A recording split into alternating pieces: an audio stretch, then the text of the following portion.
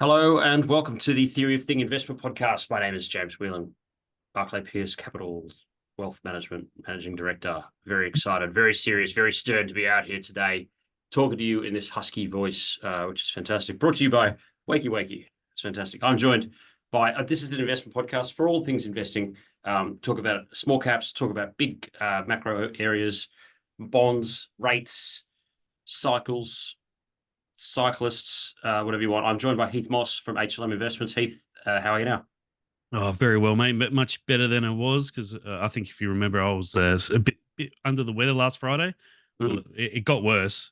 Sunday, Monday, Tuesday, was pretty bad. Ran a fever of 39 plus, and it was not pretty. But I've come out the other end now, and now my body just hurts from all the coughing and stuff like that. It's been a quiet week for me, so I need a bit of wakey. What you need is maybe some caffeine energy in a berry flavored effervescent form. It's got 100 milligrams of caffeine and guarana in it. So George was good enough to send out some. He'd heard me bitching about it, and he sent some out. So we're going to go with this berry flavor. It's here, so I'll take some of that. I wonder how it compares to my my energy drinks. I drink a lot of energy drinks. Oh yeah, and I wonder how much caffeine, etc. they've got in them compared to that tablet. I have to have a look. Well, I don't know. I don't think the other stuff has got caffeine in it. I think it's got all that vitamin B1, B2, B3, all that sort of stuff that goes into it. But anyway, look, it's not my forte. It's not my expertise. Anyway, I like the stuff I'm getting through. It's getting me through my rugby challenge, which is great. Your rugby challenge. I got out and had a run on Wednesday. It's been raining nonstop since about Sunday night. I know this for a fact because I thought I'll just leave this stuff on the line to give it the morning sun first thing tomorrow morning on Monday, and I'll be able to get it down, or the missus will be able to get it down some stage on Monday. About 10:30 on Sunday night, it absolutely started hammering down. As sure as God wears sandals, that's going to be the case. Anyway, did the rugby challenge. I went out with Will, young Will, junior advisor, stockbroker to the stars on my desk, who's the reason why I'm into this stupid bet of the back jimmy challenge. And I got out and mate, I took a few really good high balls. I'll tell you what, in the wet, it's 1,000 times harder to do anything you need to do. That's not a new phenomenon that's happened. I didn't realize just how sloshy it was underfoot. So I've pulled the studs out. I've got an old pair of soccer boots, so football boots, the Pelés. So Nike released years ago a really, really amazing brand of football boots, the Pelés, orange and black. These things are amazing. So I've got them out ready to go. That's going to have to be good enough for my rugby work.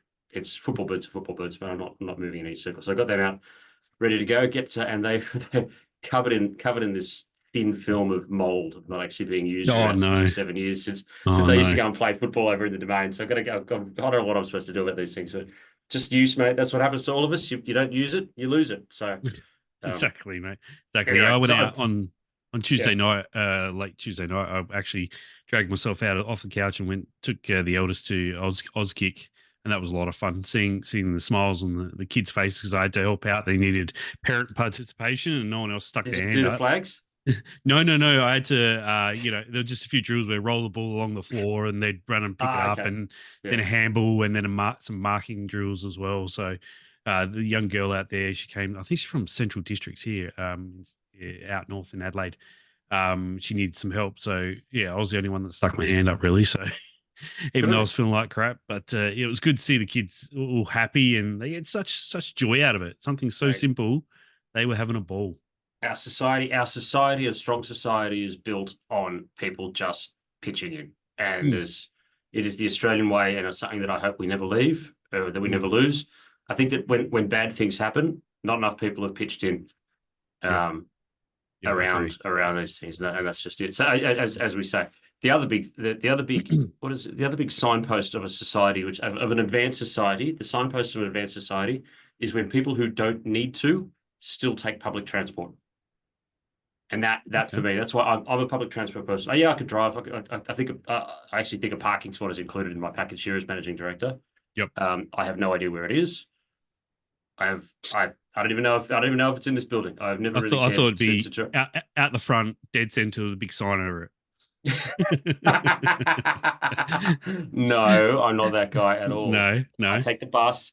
I take the bus. I do my podcast on the bus. I do my French lesson on the bus. But a sign of an advanced society is when those who don't need to take public transport, and that is a true sign. It's a true sign that you have advanced as a civilization. I hate the bus. I detest the bus, but I like the train. I'll take the train. Like if we go to the Footy, Adelaide Oval, it's a quick 20-minute train drive there. So we'll hop on the train and do that, so we can have a few drinks. But I hate the bus. I caught the bus for 40 minutes to an hour there and back to school a day growing up, and those Adelaide buses in like 35, 40 degree heat in the summer. Oh yes, sweating. No air conditioning. A bunch of teenagers on there. The little bit you're on the old leather seats that they have on those buses. Yeah, peel yourself off those seats. Your shorts are just peel. Yeah, I know that feeling in the shorts, and you're just like, and I'm all grown up and I'm wearing a suit, sweating my ass off in 42 degree heat in Sydney during summertime, and it's still. At least the air conditioning is a bit better, so it's okay. Exactly. What are some other signs of an advanced society? I wonder. What else is out there? I have no idea. I've got to say that advanced civilization is based on people pitching in and being helpful. Yeah, public transport. Yeah, that's one. I don't know what it is. Anyway, when it starts being more about the advancement of the community as a whole rather than the individual, I think that's the true sign. Very true. Very true. Oh, now let's have a little taste of this bad boy. This is the wakey wakey. This is the berry flavor. Yep, that's delicious. Well done. Thank you, George. Good work. Beautiful. 100. Thank you, George. A little bit of caffeine just to get me through the morning and the rugby challenge.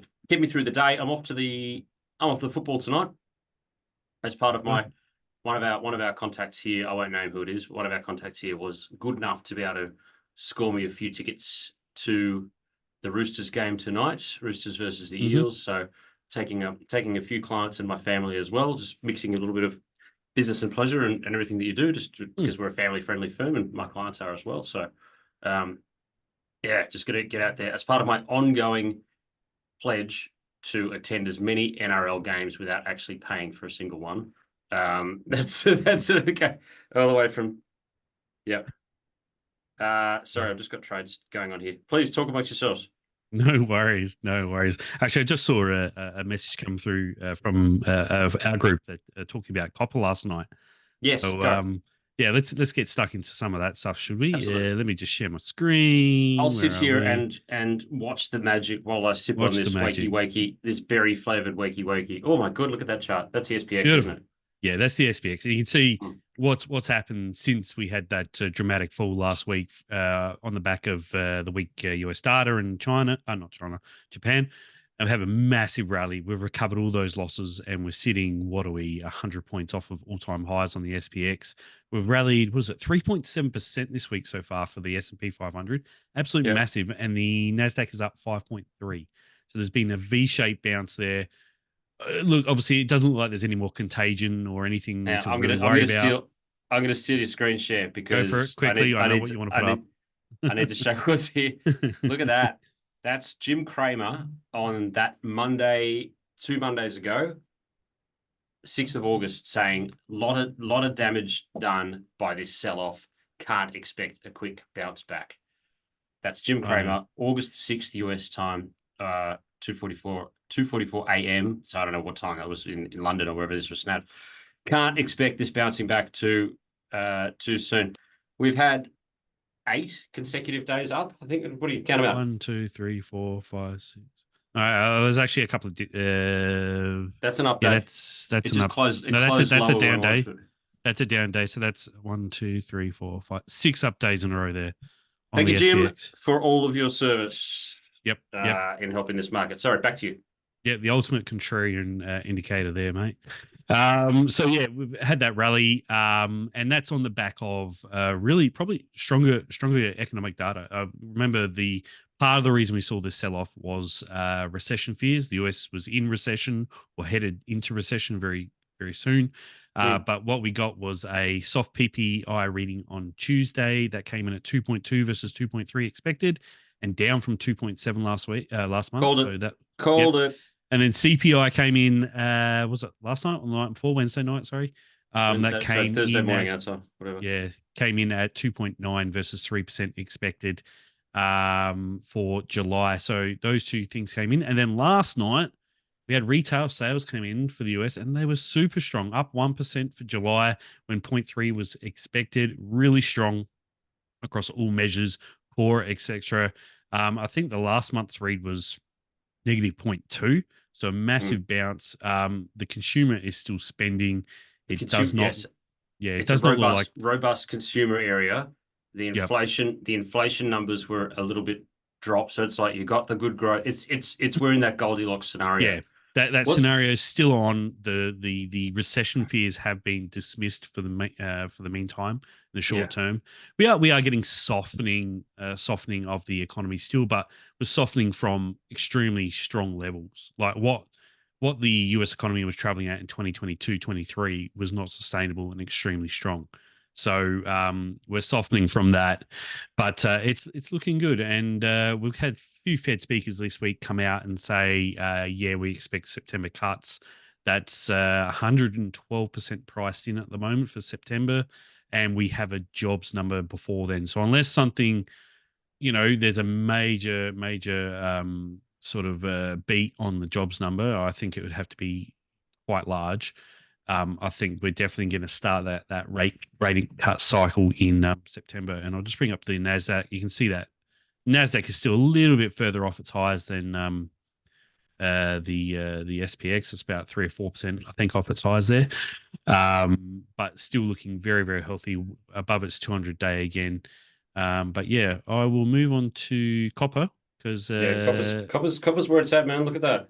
So we That's had an interesting night. That's because of Escondida, isn't it? Yeah, we've got some labor strikes over in Escondida. They're entering their third day, and also London, the TSX listed copper producer they've got some South American operations as well as also having strikes. But we're entering the labor negotiation phase, wages phase of the cycle, and there's still over 900,000 tons of copper under negotiation, production under negotiation from wages, still that are not resolved. So there is a high chance of further disruptions. I was reading a report from ANZ this morning. They're saying they expect the deficit in copper this year to be 6%, and it's still looking that way. And they're expecting further disruptions. So copper, you can see the downtrend we had since the highs back in May of around $5.12 a pound. Yep. It's going to test that downtrend in the next week or so and see if we can break above that and get above that 200-day again. Because obviously this has all been driven by higher stockpiles in China and then the LME and softer Chinese conditions. But if we get, continued supply disruptions and maybe a bounce back in China, then, copper should start recovering. Because we've seen a heap of M&A activity, et cetera, around the place surrounding it. So I think that tells you where the big guys think copper is at and where it's going in the future, which is obviously a lot higher. Okay. So yeah, I think I mean it's a fact. I mean, I still stand. Do the long term chart for copper. I don't want to look at copper unless it's a long term chart, like an insanely long term chart. I'll go back as far as let me. Oh, calm down. There we go. Right, yeah. There we go. That's back to get these ads. I should start paying for this. 2009. We are powered by TradingView. It's the best. I'll tell you what. If they want to give us a sponsor, I'll back these guys 100%. TradingView is an amazing platform to do what you do. If you need charts, ready-made, TradingView, great. It's also got trading technology on it too. Yep. If they want to reach out for sponsorship, I would be more than happy to talk to them about that because that's sensational. Mate, I'm a buyer there. Yeah. I think I'm a buyer. I'm a buyer there. Yep. You can see the recent low back in July of 23. It held that around $3.50 a pound and has been trending up nicely since. This is probably a little bit the spike there to £5 was probably a little artificial on the back of those the smelters over in China and what happened there, and there's probably a bit of futures and options stuff that mixed up that pushed it higher than it should have gone. But I think in a year's time we'll certainly be higher than where we are now on copper at around $4.15 a pound at the moment. So I think we'll be I got no problem with that, mate. Yeah. So that's copper. What else? Gold hit new highs and sort of still trading around that. That's on the back of US yields going lower, on the on the back of rate cut expectations. Mm-hmm. The US dollar has gone lower. You can see it there. So perfect conditions for gold to go higher, and you would expect gold to keep on grinding higher.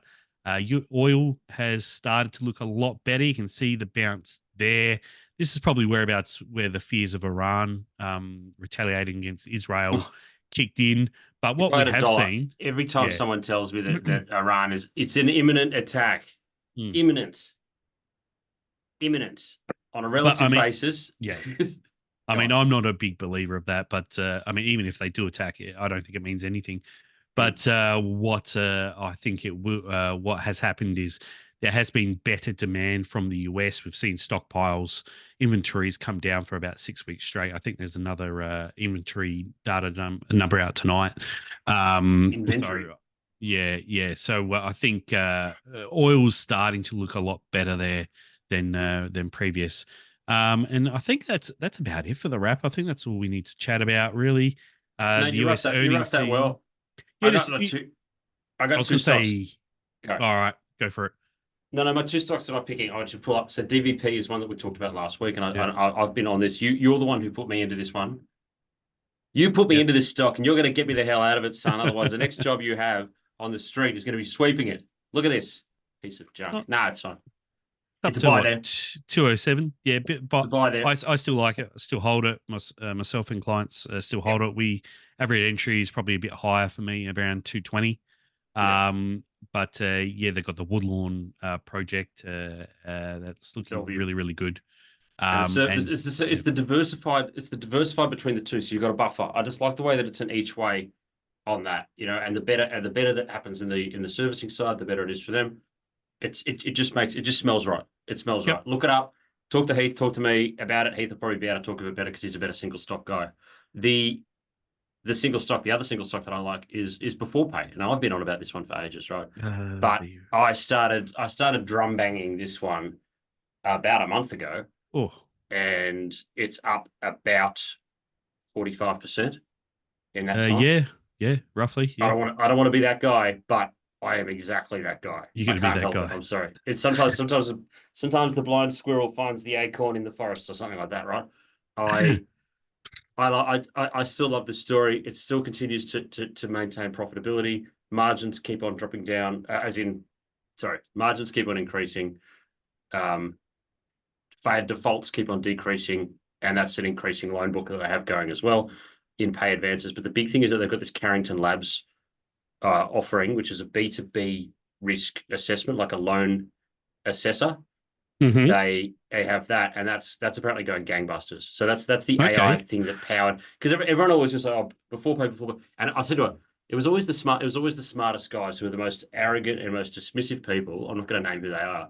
Going, oh, before pay, they're loan sharks. It's like, no, you don't understand the technology that they've got in the back. They're actually doing more homework on a $500 loan to someone than a bank does when it does a $500 million loan to someone. The Yep. power, well, maybe not 500 million, $500,000 loan, right? If Yep. the CBA is using, or was using, old, outdated, sort of junky ways of being able to assess someone's risk for a mortgage or home loan, which is probably how the banks want to keep it so that they can lend more. Before Pay actually has some very, very good tech that's in the back of their operation that assesses someone's ability to make their repayment much Yep. better than the banks. I still stand by that. So they've taken that, scythed it off to be able to sell that now directly to places as a one-off offering. Change the shape of the company. That's what happens. Yep. Still a long way away from the old IPO price, mate. There's some people who are in there waiting for that to come back. Oh, geez. I won't scroll out that far. There she blows. There she is, mate. Yeah, just avert your eyes, Yep. children. It's Yep. yeah, that's right. No, but we seeded this stock, so we're in it. I think our average price is about 20 cents for my guys. Wow. So, yeah. So if you want to go back over that first year and talk about the ASX escrow rules, have a look at the first 12 months of this stock's history as it traded on the ASX. You can go ahead and do that for you right now if you want, Heath. Yep. Oh God. That's us escrowed for the first year. Oh, that's painful. That's the ASX escrow rules, and we stuck Like you're stuck. You can't do anything about it. I'm not saying No, it's good. I'm not saying it's bad. I'm just saying you just got to watch. It's like a car crash going in slow motion. That's how that yep, is, and there's nothing you can do about it. no, Anyway, it's in the past. So yeah. treat it like a new stock now. I still like it. It's fantastic. Right, footy tips. Footy tips, footy tips. Oh, What did I do? announcement from me as well. I hired a new guy. I've hired a new Oh, guy. I've beautiful. given him the role. I won't say who it is. I'll announce it next week on the show. Head of institutional servicing or Oh, services. Sorry, he's not cleaning your car park, keeping that maintained. I need to get someone to go and find where my car park is. I reckon probably is the first set. just click my beeper. No, I don't know, man. It's yeah, head of institutional services. So sort of just trying to build the offering on the institutional side that we have going. Just trying to make stuff. Just trying to clean it up, make it a bit better. Yep. He's exactly the guy that I want to have. His CV reads like how mine would have read. I would like to say had the GFC not hit. I was an inch away from taking that path in through front offices through UBS. I was offered a job there when the GFC was really hitting, and UBS was the worst affected. And there was no internal movements allowed. They wouldn't have been able to backfill me if I died, so they definitely weren't going to let me move internally to the wholesale desk.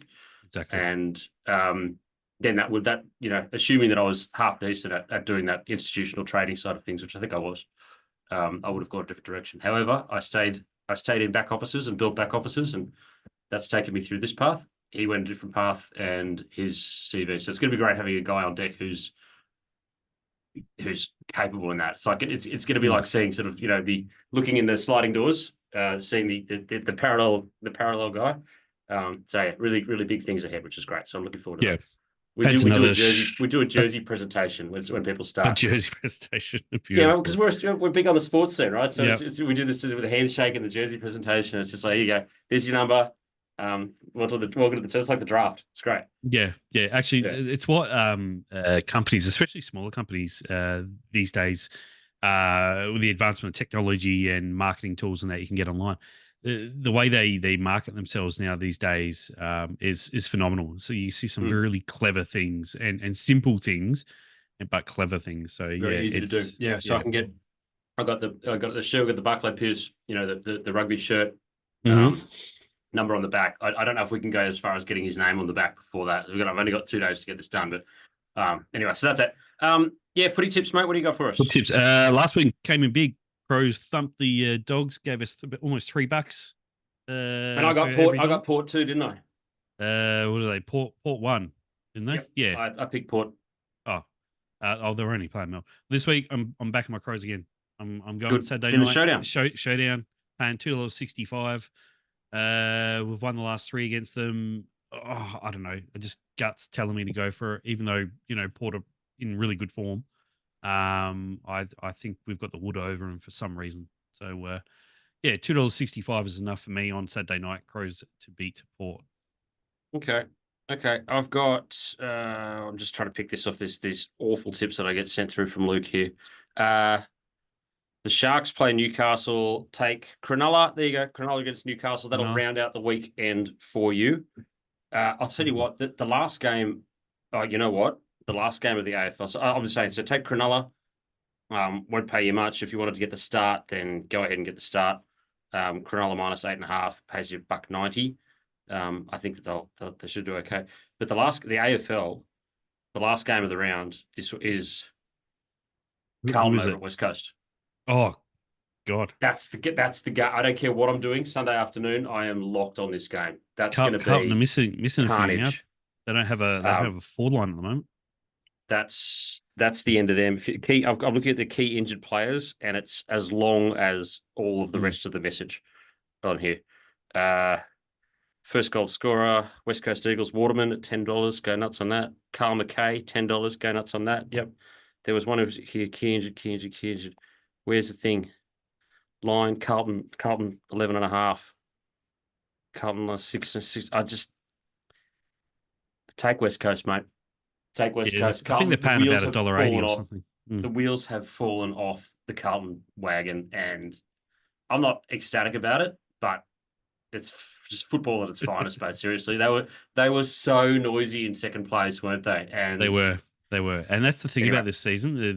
there's been a lot of teams that get up into that, second and third place, and you think, right, this is the new flag contender, Mm. and they can't sustain it, and they drop away. And unfortunately for me, I think Port's the only one that's been able to do that so far, apart from the Lions, obviously, as well. The Lions, even though they lost last weekend, I think they're Did they? still up What? there. Yeah, yeah. Yeah, you So need yeah, you need but those. Shake out the wood, mate. yeah, you know what we're going to be tipping in a couple of weeks. Yeah. NFL's back. Preseason game Oh started last yes, weekend, yes, and yes, yes, yes, yes. yep. So I'm start of thinking. I'm September. thinking. How about I put together a fantasy league? Do you want to do that? Yeah, I'll do that. I Something love easy. I don't want fantasy. it to be too. I don't want it to be too hard or anything like that. I just want to dip in once a week and just go. Yeah, okay. Move this player, do this player, whatever. Yep. Okay. I am now announcing the theory of thing. Barclay Pierce Capital HLM Fantasy League. I'm going to get Sure. it going and get it started. We'll put links on the links and wherever we have to do it. Okay. Old mate Dank Trader will be all over that, I reckon. Yes. Yeah, we've got to get him back on the chat too. Yeah. I've got to go. Wrap it up, mate. We're coming No into worries. this one. Thank you very much, everyone, for joining us here on the Theory of Thing Investment Podcast. Don't forget to rate and review us. 5 stars, going to help us out a great deal. I keep on meaning to get that guest on for next week. I'm going to keep on saying that. Yeah, he's going to come on. I'll get that organised. But I'm too busy trying to find my car spot. I'll see you next week, Heath. You stay safe out there, and all the best to everyone too. Yeah, Mark will. See you later, guys. Yep. How do I stop this thing again? Every damn time. Here we go.